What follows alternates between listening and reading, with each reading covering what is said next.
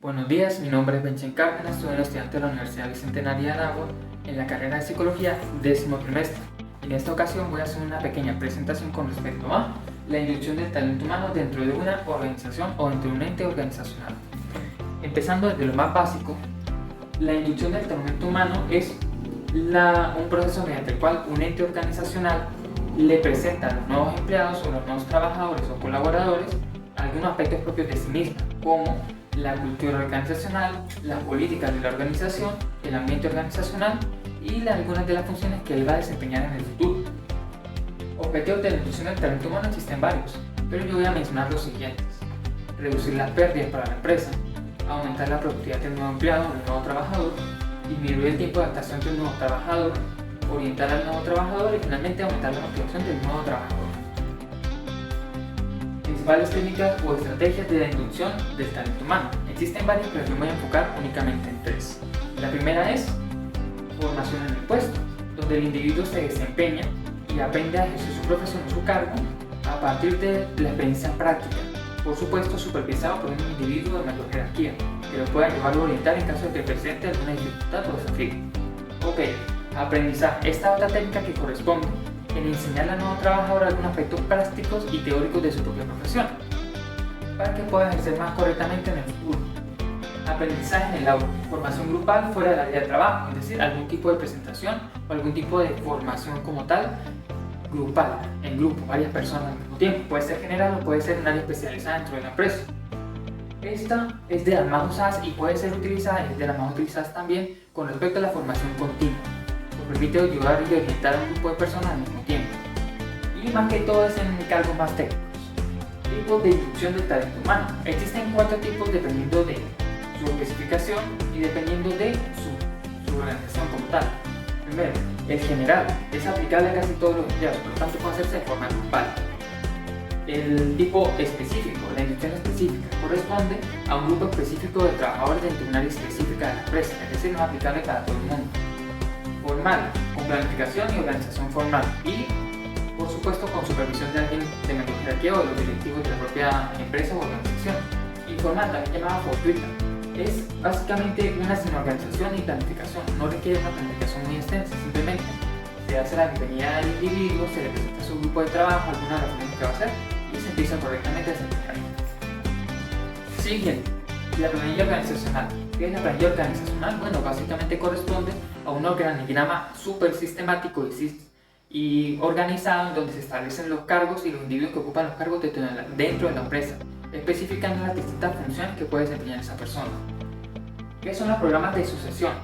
Básicamente son un grupo de programas que una empresa organiza y establece con la finalidad de que en caso de que ocurra una salida laboral donde una persona se llegue a jubilar o por algún factor no tenga que irse y dejar el trabajo allí, simplemente haya alguien que lo pueda ayudar o que pueda ejercer ese trabajo de forma temporal en lo que consiguen a otro individuo para él. De esta manera se evitan distintas dificultades a la empresa. Programas de reinducción del personal. Básicamente son estrategias diseñadas para reorientar al personal de la organización, sean nuevos o sean ya más antiguos, con respecto a nuevos cambios o políticas nuevas que tenga la organización. Por ejemplo, un cambio en las perspectivas o objetivos de la empresa necesitan de este tipo de reinducción. Incorporación e inducción de personas con discapacidad en la organización.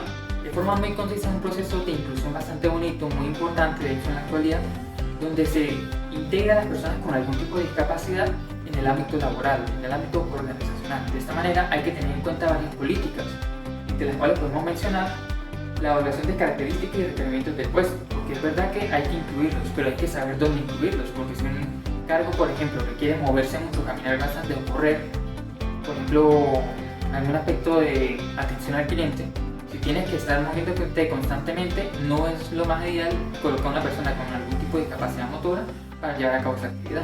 Luego está indagar en los requerimientos especiales de la persona.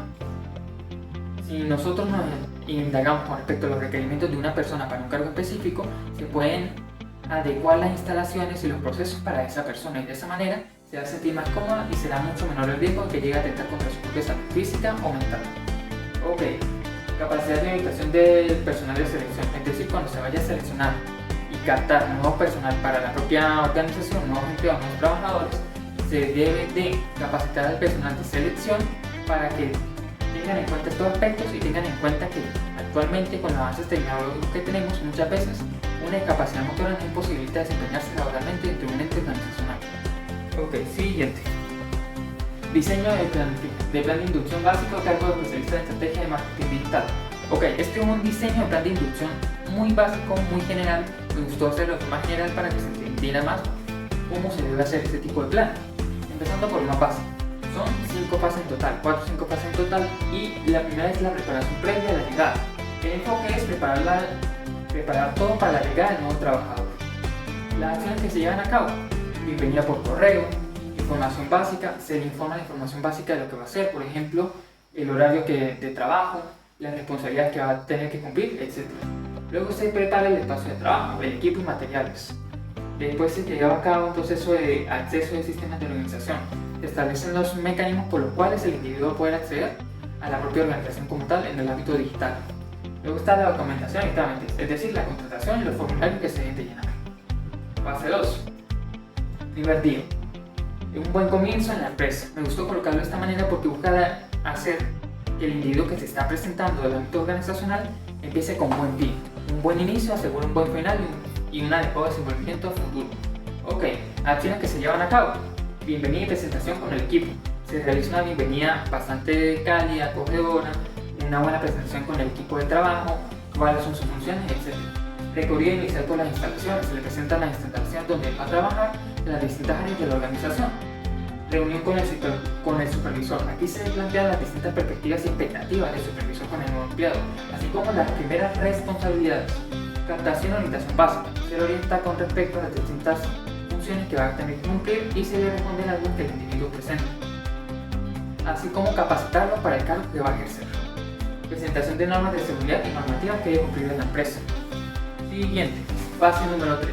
El enfoque de esta fase es facilitar la adaptación progresiva a las políticas, la cultura y los valores de la empresa, así como proporcionarle capacitación profesional.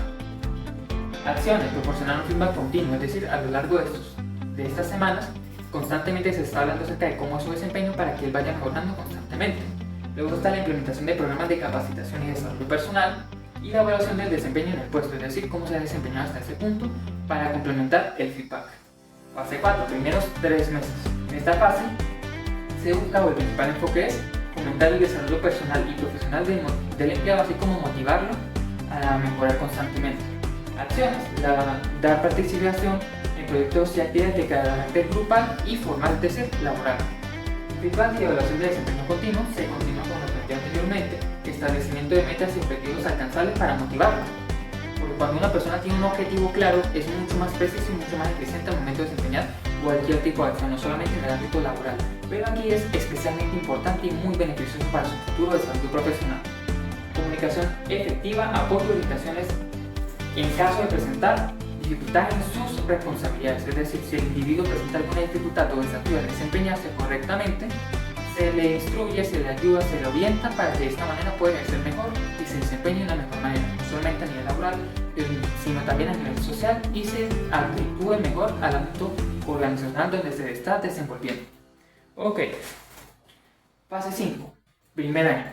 Esta es la última fase que yo voy a mencionar, corresponde a la fase donde su principal enfoque es integrar al empleado y finalizar la adopción, la adaptación de inducción del empleado. En otras palabras, aquí se finaliza el proceso de inducción y en esta parte se busca facilitar la adecuación, terminarla, para que de esta forma se pueda proyectar a futuro y pueda desempeñarse mejor en el futuro.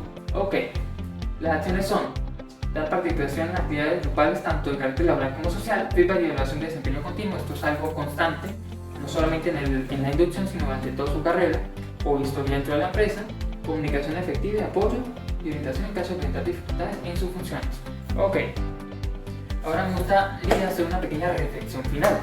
Primero que nada, hay que entender que el proceso de inducción y de capacitación o de atracción del individuo o de capacitación del individuo como tal es sumamente importante para todo el proceso o para todo ente organizacional. Esto no es algo solamente aquí, en cualquier ámbito donde el individuo se desempeñe, siempre tiene que tener un proceso de inducción para que se desempeñe y se adecue completamente al ámbito donde se esté desempeñando correctamente. Ahora, hay que entender que cada proceso de inducción es distinto, pues no todos los ámbitos o todos los lugares donde se desempeñe o se realice va a ser igual, y por lo tanto hay que conocer muy bien qué técnicas utilizar y en qué momentos. Por ejemplo, el momento donde se puede utilizar una adecuación formal, una inducción formal o una informal. Pueden ser capacitaciones generales o pueden ser capacitaciones precisas y especializadas dependiendo del ámbito donde se desempeñe. Muchas gracias por su atención. Esta fue toda mi explicación con respecto a el proceso de inducción en el ámbito laboral u